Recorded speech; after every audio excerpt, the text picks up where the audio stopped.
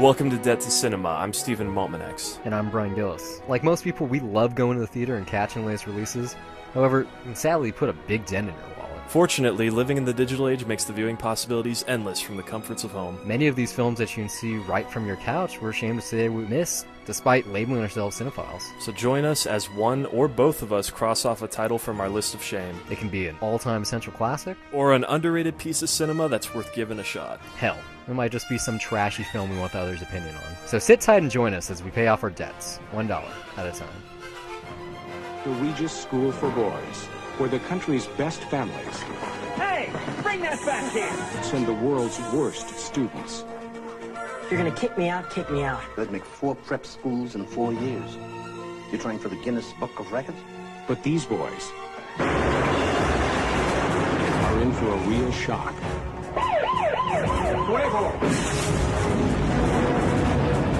If you do not produce my father unharmed, I will begin executing the hostages.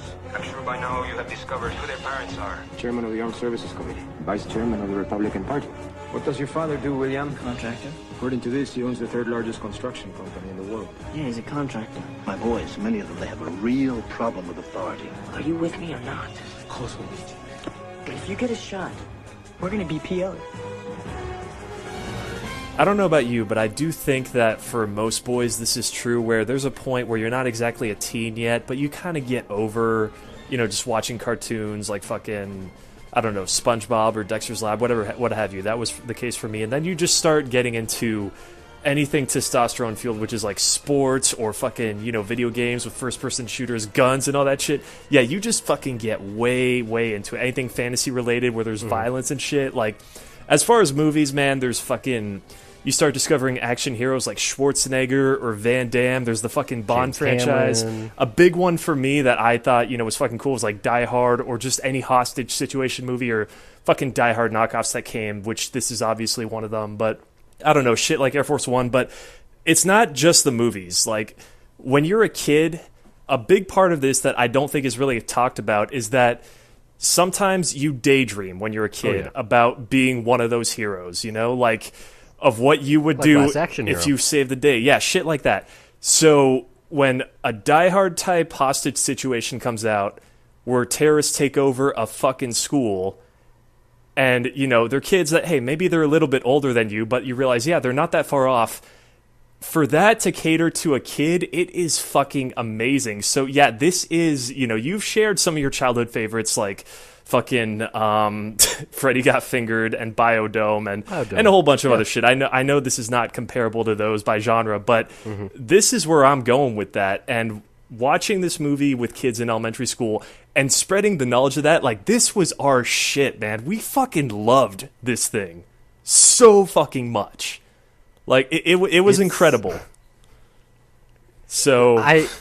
this is a first watch for me. Yeah, so I don't know if it's going to work for you as much, but yeah, that is where I'm coming from. I hadn't seen Red and Dawn in its entirety, neither the sequel That's also one. Whatever the fuck, remake or original. Yeah. But this movie is basically Red Dawn meets fucking, Die Hard. throw any prep school movie in there. Plus any Die high Hard. school movie. Yeah. To a certain sense, like Son of a Woman meets Red Dawn, Although these are not the fucking intellectuals that are trying to out-intellectual each other. No, these are the fucking kids that are more street smart. Yes, absolutely. Well, like, they're not making pranks where they're trying to be fucking clever. No, they're just... Sean Austin is the street smart kid. The rest of them are his cronies that just go along with, like, they have that moment towards the end. Yeah, they're just like, hey, we'll do whatever you want. It's a stupid fucking plan. And you're like, well, we're going to do it. That's why you made it, and that's kind of the idea. And just watching this, it's the 90s, it's the early 90s. You can tell by the clothes and the fashion, and almost everyone, including the star, has a fucking mullet. The bad guy has a ponytail. Like, everyone here, looks a certain way. And the whole time I was thinking is, he went from fucking The Goonies. Yep, and then 6 years later, this... And then he was Rudy a couple more years more later. But no, he's fucking ripped here. And then he's in the Lord of the Rings. Yeah, what the fuck happened? How did he become an action hero? Or, like, for one movie? I know. It's like, really what was fucking his underrated. career But yeah, path? no, I never would have thought that Rudy could be a badass. But no, I mean, like, he's a really good He's reject. not a badass. He's a smart ass. He's a punk. Not badass in the Schwarzenegger Stallone sense, but he fucking knows what he's doing. He's got smarts. Like when he fucking, you know, there's that moment where he's like, oh, we're gonna do a prank. Okay, let's fucking put fire hoses in the through the windows. Like no. He fucking thinks of more perfect, meticulous shit, like bringing out the furniture of the headmaster's office and putting everything perfectly out there, because that is a prank that he knows is going to get under their skin, and that's something that's going to remember. Like he takes all that stuff into consideration of how people are going to remember it. He's not just doing a prank on a whim. Like this is a smart guy that really thinks shit out. Speaking of, the reason they get, you know, disciplined and they have to do the prank in retaliation, the mouthwash. Yeah. That, like, even though, you know, they're like, oh yeah, I put like fucking 400 proof vodkas and peppermint schnapps, the cream of mints and the peppermint schnapps, whatever. Did you know that mouthwash, literal mouthwash, is not only ingestible but alcoholic? Mm-hmm. And if you drink enough, you will get drunk, and no one will know you're drunk because they can't smell it on you. Yeah, I learned that the easy much, way. Though. It's not that. Yeah, no, I mean, like, it tastes a full bottle. Yeah, it tastes like shit. Yeah. Yeah, you have to drink a whole bottle, and it tastes like shit. Because I saw a bum do it once. He was on the bus, and he was drinking Listerine. I was like, what the fuck? Like, he's going to die. And then, like, years later, I was, you know, using Listerine, and I accidentally swallowed it. I was like, holy fuck, I'm going to die. And I went on the Googles, and I typed it up, and it was like, oh, you know, a little bit is harmless. And then, like, on Urban Dictionary, there was, like, some kind of term, like Listerine shots or something. It was like, oh, yeah, it'll get you drunk. I was like, okay, well, in the future, you know, if I'm having a real bad day and the liquor store is closed, hey. You want to drink a full bottle of mouthwash? Not really. Let's not forget the most important reason why they got in trouble. Jennifer. That's so fucking weird. I thought that was going to come back. Either because, really? Okay, yeah, the basement, you know, was brought back at the end of the film. It's necessary for the plan, even though... You thought Jennifer was going to come back into it? Well, maybe not Jennifer, but the phone thing. Like, they made such a big deal.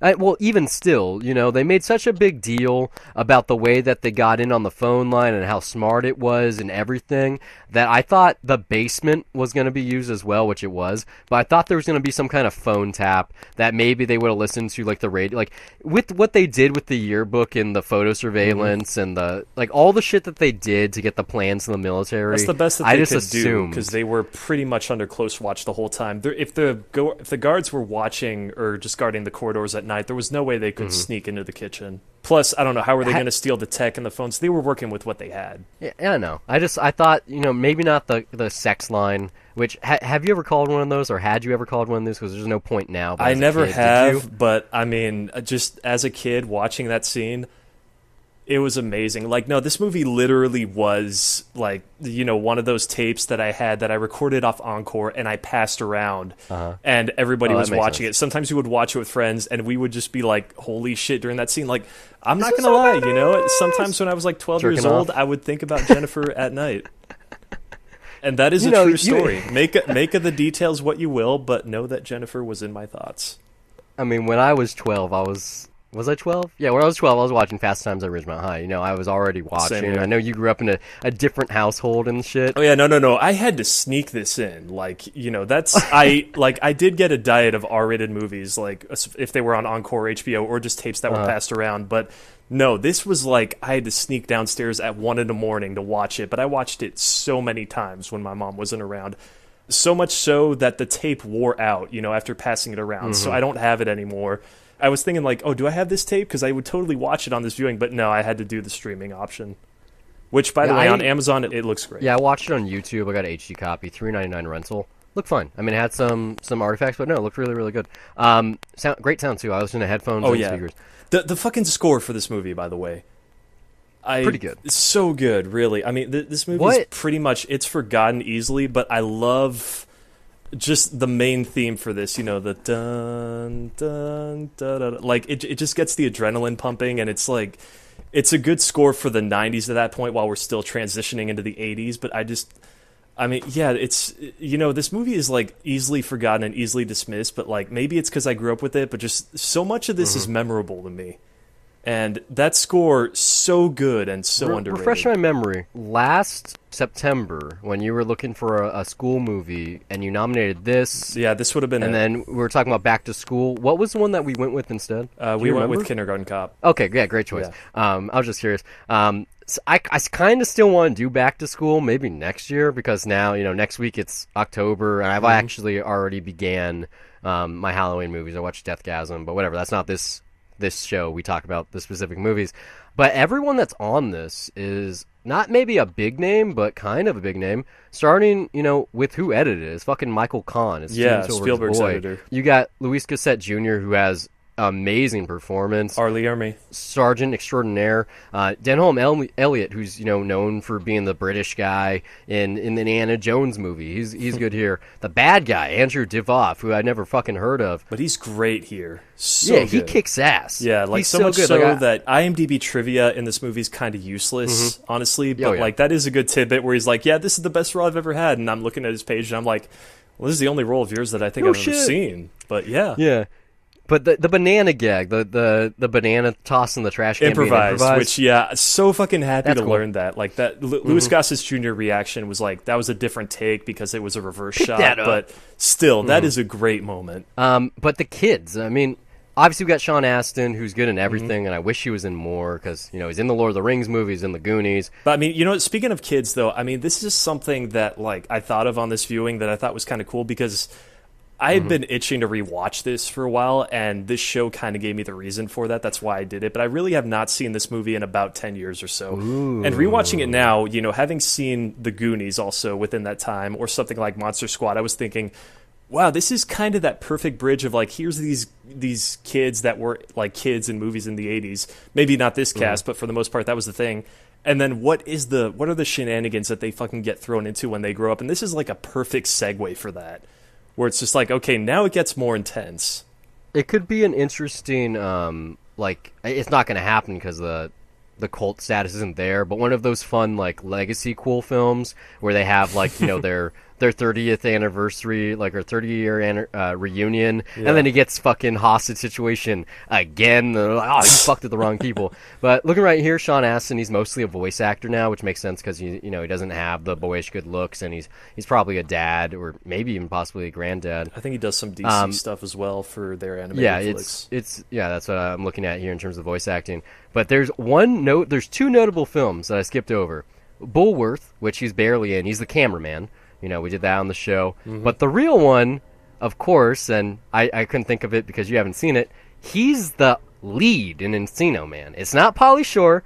It is Sean not... Astin is in Encino Man? It's not Brendan Fraser. It is Sean Astin. He's the true lead in Encino Man. Jesus. Want me to talk about Pauly Shore a little bit more? Let me do it for you. Okay, so this is directed by an okay director. Daniel Petrie Jr. He didn't do much, if at all, really. He wrote Beverly Hills Cop. He wrote Turner and Hooch. But he did do something after this movie, and that's In the Army Now, the final Pauly Shore movie, to be honest. The one that matters. And he wrote and directed that. So you can't escape the weasel. You just can't. Between Sean Astin in this movie, the director of this film and writing and directing a Pauly Shore movie, he might be a bigger deal than you think, not just in terms of 90s, but in terms of pop culture on the whole. You're going to eventually watch every one of his films. We're going to see Son-in-Law. For as long as I'm talking with you, I'm game for it. I just can't promise that I will enjoy it. I'm not going to dismiss it. Just know Son-in-Law is in Biodome. Son-in-Law and Encino Man are actually, honest to goodness, like good movies, more so by like Encino Man, because that's the first one. Like I said, he's the slapstick side guy. I think we gotta see Encino Man soon. But no, Son-in-Law is actually a fairly good time. Yeah, as much as I dislike Biodome, I will always credit your praise of it and say, like, you know what, he makes a good case. It's in a fucking space station on Earth. I'll give you credit for that, man. Like, that will never be a movie where I look at you and go, why the fuck do you like that? Standpoint, from a set design standpoint, it is miraculous. It truly is. But still with the cast here, Will Wheaton, you got the fucking dickhead from the Next Generation. Yeah, you got Wesley Crusher on this, and he's okay. I'm happy he fucking dies. Fucking dumbass death scene. Don't you know if you're the son of some mafioso kingpin and you pick up a semi-automatic rifle? Wouldn't you think not to hold the trigger down? He doesn't even kill someone. First off, they're kids. They're kind of dumb, and the only one that's kind of smart is Billy. He's not really a kid. He's 17. All right, he's 17. In this movie. But I gotta say, like, maybe this is how fucked up I was as a kid, but For a lot of people that look at classics and they go, oh yeah, that fucked me up. Me, I'm like, no, or maybe I just can't admit that fucked me up. But I honestly love that this is a movie that killed a kid and that was it. Because, I honestly, as a kid, I loved movies that didn't talk down to me, that like actually went for the brutality of like, yeah, the worst possible thing could happen. And like, yeah, when that death scene happened, it was like, for me as a kid and everybody else, it was a total shock. But I was like, I was much more invested in the narrative at that point, because then I was like, okay, yeah, I want to see them take these fuckers down. It's like any fucking hostage movie when the hostage taker kills a good guy, and then you're just like, oh, now you gotta fucking just get these motherfuckers now and like save everybody as soon as you can. But when that happens to a kid, I don't know. It's just like, I mean, now I look at that moment, it's like I see the squibs of blood, and it's kind of funny. But yeah, like as a kid, that was a really big fucking emotional moment. But it was great that it happened, because then you took the situation seriously. I just look at it now, though, I gotta say, and it's like, okay, when he fucking knocks out the guard that's escorting him, like, yeah, those moves are totally fucking rehearsed. But you watch that as a kid, and it's like, oh, that's fucking badass. It's pretty ballsy, though. Yeah. But despite Sean Astin having top billing here because he's the star, Will Wheaton was probably the biggest star power on set. Yeah. Because this is the first thing he did after being, basically written out of The Next Generation. So he's a big fucking deal. That's a huge fucking show. It still is a huge show. It's had another one start. But his career since this movie is nothing. Like, he's in Flubber, I guess. He's in a couple of weird things. What he mostly does now is, like, TV shit. And then even more so than that, he's like not even just a voice actor, but like he has a podcast, and he does audiobooks. It's actually kind of weird because he's friends with what's his name? Ernest Cline. And so Will Wheaton is a character sort of in Ready Player One. Really? And then even weirder, he does the audiobook for that movie or that book, and then I fucking guarantee it that he's going to be in the movie as himself, which is just like a weird thing to think about. Probably the weirdest casting in this movie is Keith Coogan too, because you did your homework. You know who that is, right? The kid with the asthma. Yeah. Yeah, he alongside Sean Astin, and it's like one of those weird trivia facts. So Keith Coogan is Jackie Coogan's son, or grandson, excuse me. The kid from Chaplin's The Kid, right? The original child star. Yeah, way back in like 1920 something. Yeah. So, like, the reason why they have the Coogan laws, the reason why child stars are protected from their parents stealing their money, it happened over 100 years ago. Like, it happened back then. He's the reason why. So, it's good enough that he's his grandson, and, he's only in a couple of movies, and this is really the big one. This and Adventures in Babysitting, which you haven't seen, is Chris Columbus's first directing role. But then, beyond that, and this is where, like, just history is weird, Sean Astin's dad, John Astin, was on the Addams Family, the original television show, with Jackie Coogan. Jackie Coogan played Uncle Fester, and John Astin, I think, was Gomez. That's just like one of those weird, like, Hollywood is actually a lot smaller than you think it is things. Yeah. But yeah, no, all the kids here are good, even fucking Yogurt with the plane, Oh, yeah. Like, they're... I gotta say, maybe this is my cynicism now getting to me, but, like... please correct me on this if this sounds stupid to you or not, but like the idea of all chips being standardized, that was a bit of a leap for me on this viewing, where I was just like, no, I don't know. Well, like, I mean, for one thing, maybe for where the tech chips was, at the end but of the film, chip for a bomb being linked to the chip for a toy, and it wasn't the chip for the fit, bomb. It was the chip for the a radio trigger transmitter. for a bomb, yeah. Well, no, and it wasn't even the bomb trigger. That was retrofitted. That was a garage door opener that was used with the the IR signals or radio signals or whatever. So it was just a radio controlled. But trigger. they never address that. They just say the remote, and it's like, because it is a remote. That's why when they have their planning stages and they're like, oh, you could flip the plane in the bomb, or you could flip the control in the control. And that's the kid fair, was wrong. but I was like, it was I don't know, for red some reason instead it of just... blue. It could have been different because maybe they got their parts in Colombia, not America. Mm-hmm. But I'm going to let you know, when this movie started, I didn't think I was going to like it. When it started in that fucking courthouse, and it was in Spanish, and it was just like thrown into there out of nowhere, just like this cold open, literally, without any opening credits or nothing. And you're just watching this movie, and you're like, what? I'm going to have a hard time still trying not to confuse toy soldiers with small soldiers. Yeah, a lot of people because do. the title should be flipped. Well, to be hey, Toy honest. Soldiers was first. That's just why saying. the other one is called Small Soldiers, not Toy Soldiers. Because these why There are was these also Toy like an Soldiers? animated thing called Toy Soldiers years before this, but yeah. Have you seen Small Soldiers with Yes, Kristen yes, Dunst of and a lot of course, animatronics? Yeah, Good- I was a good big movie, fan man. as a kid. They were like, we don't have the CG tech to do Toy Story, so we'll do like the anti-Toy Story. You're like, yeah, this movie, like that movie's pretty badass for Oh being yeah, PG-13 dude, Joe and Dante, PG. man, like yeah, freaking. Based on the title, based off of like the last year's history of me not wanting to see it, and then even more so when the movie starts and it's in Colombia and I don't know exactly what's going on. I was removed. I was confused. I was not really digging it.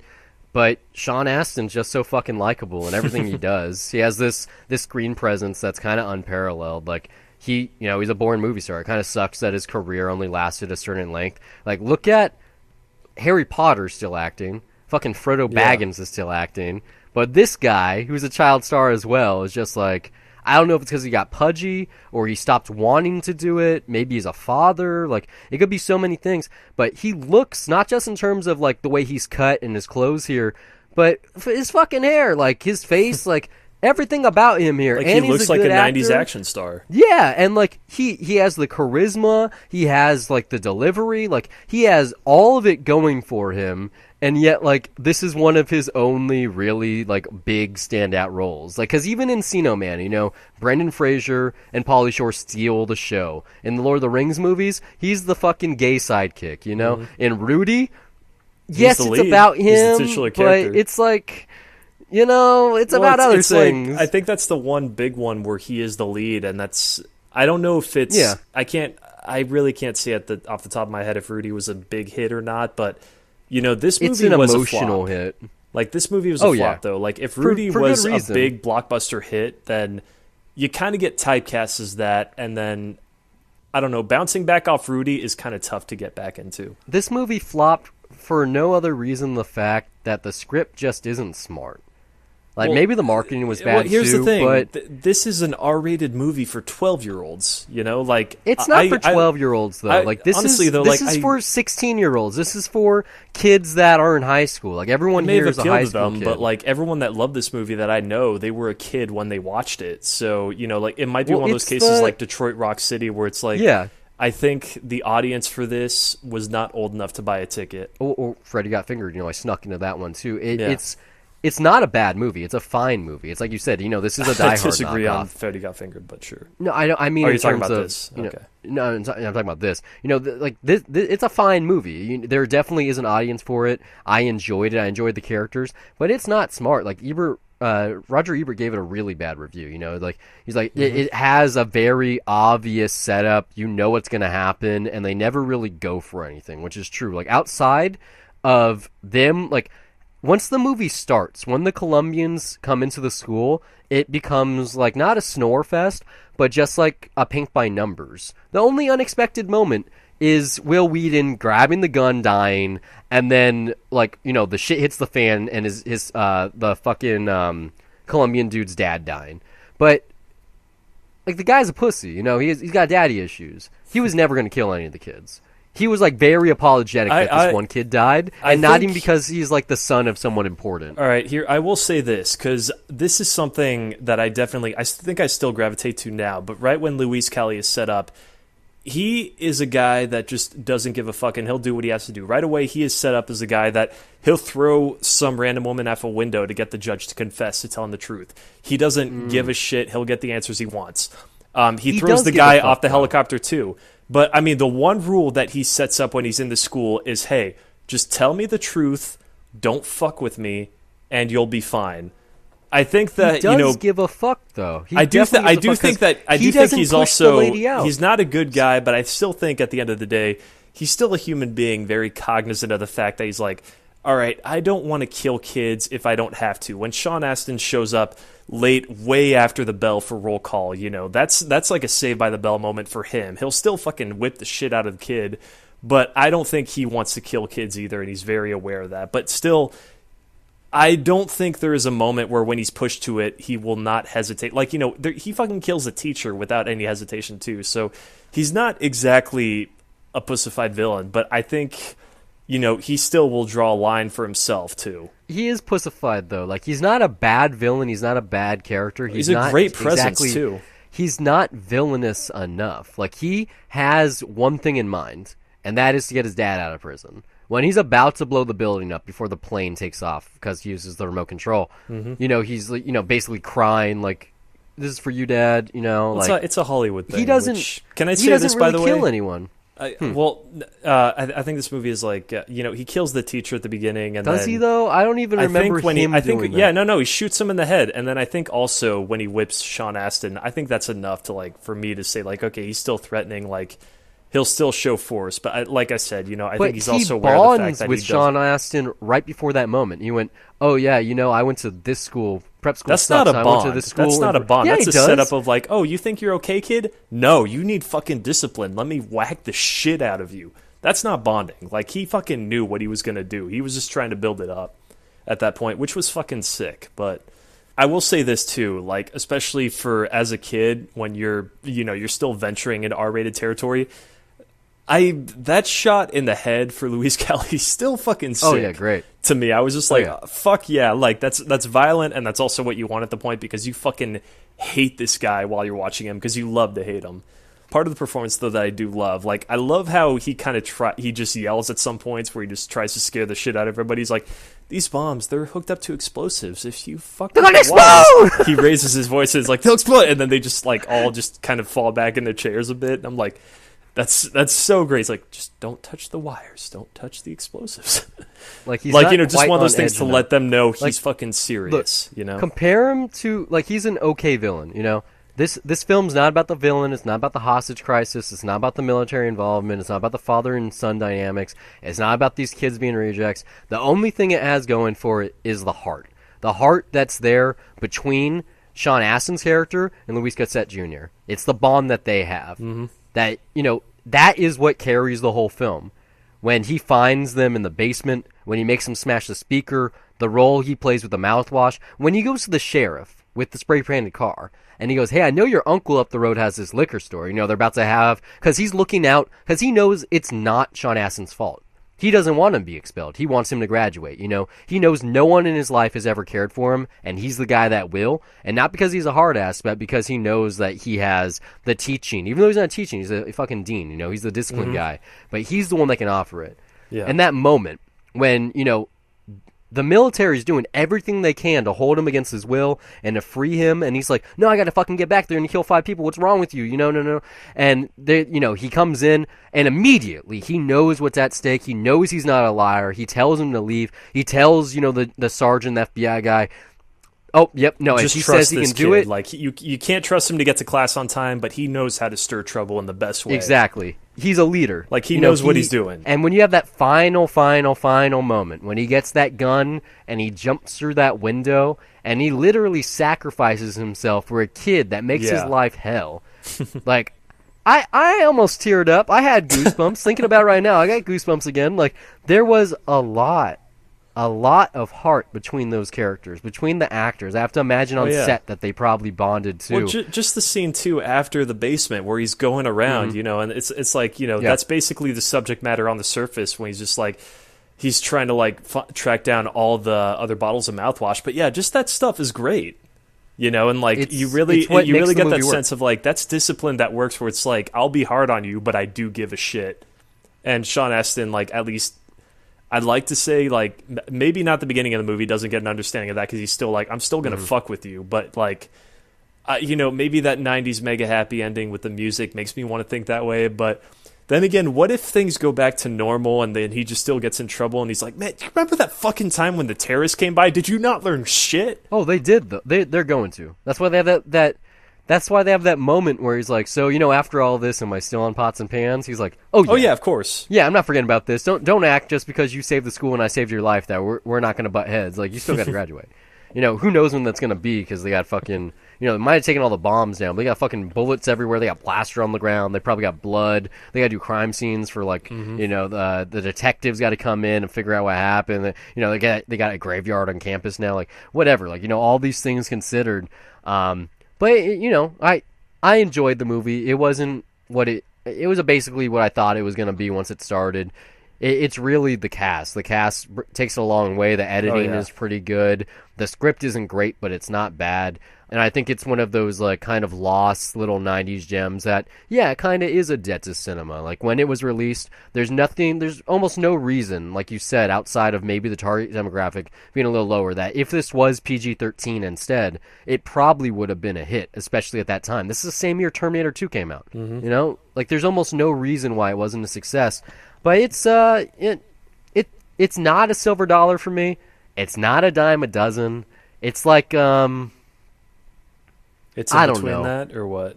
Yeah, it's fucking like I don't know. Let me try to come up with something else. It's a wooden nickel. Okay, it's something that's not worth much, but it's cool to have. That's worse than dime a dozen. Like No, it's not. yeah, because the nickel's below a no, dime, man. No, Wow, it's that a is wooden. worse. It's a wooden nickel, man. A dime a dozen is at wooden least nickel. worth something, man. Like wow, wooden nickel's not really. I'm going with wooden nickel. Okay, I'm Ouch, gonna call it that for now. I feel hurt, man. Like I wow, enjoyed that it. really hurts. I'm glad to hear that much, but that rating stings a little bit. I wouldn't buy it. I don't think I'm gonna watch it again. There's nothing silver or golden about it. Just show it to your kids, Brian. Just give me that much. Show it I to think your kids. I think I'd show them some better selections, but maybe. Maybe. Well, when we do teen angst movies.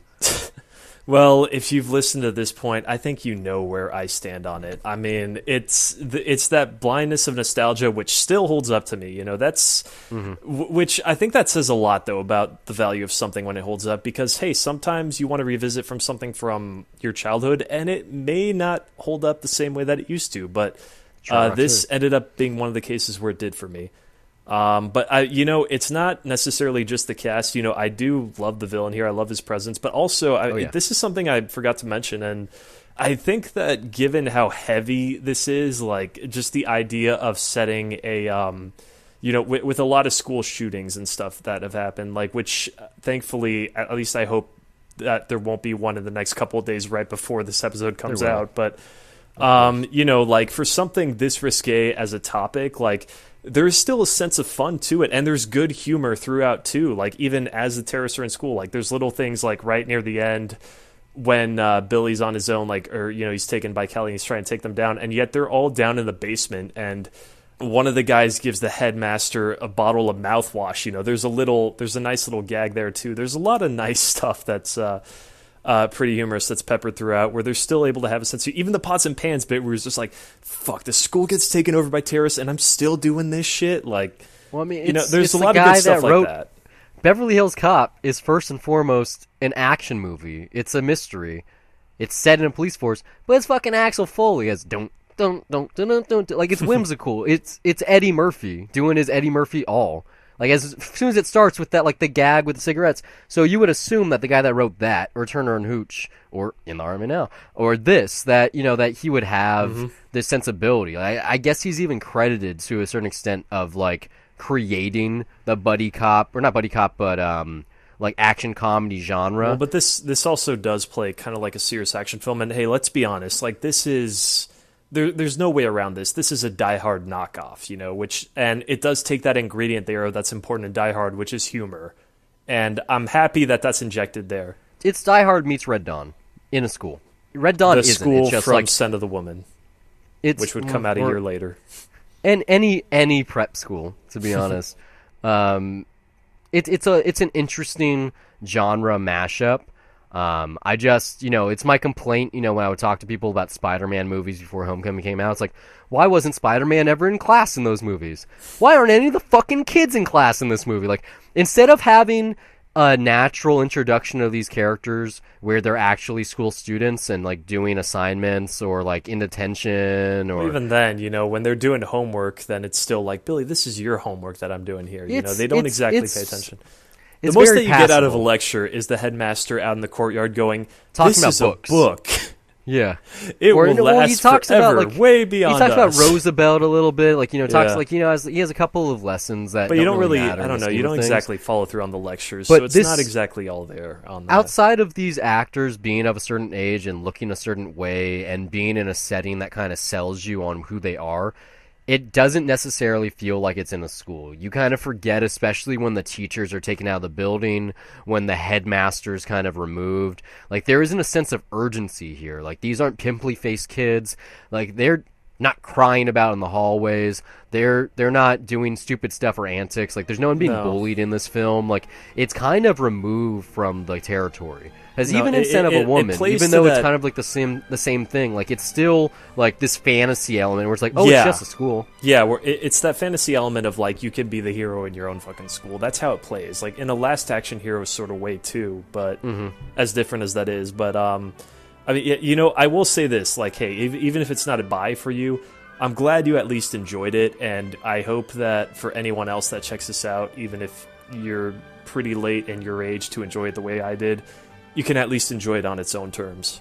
Thanks for listening. We hope it's been a pleasure. If you enjoyed this episode, you can listen to more by checking out the Dollar Reviews Show, where we cover theatrical and streaming releases, as well as give our 2 cents on anything we sought out on our own, whether that be TV, music, etc. You can find all of our content at dollarreviews.net. Follow us on Twitter, or like us on Facebook at Dollar Reviews. And we're also on Google Play Music, iTunes, Pocket Cast, TuneIn, Stitcher, SoundCloud, YouTube, just about anywhere on the internet with hours of content available to you for free. But for those of you that feel that the show is worth your dollar, you can send us a donation at patreon.com/dollarreviews.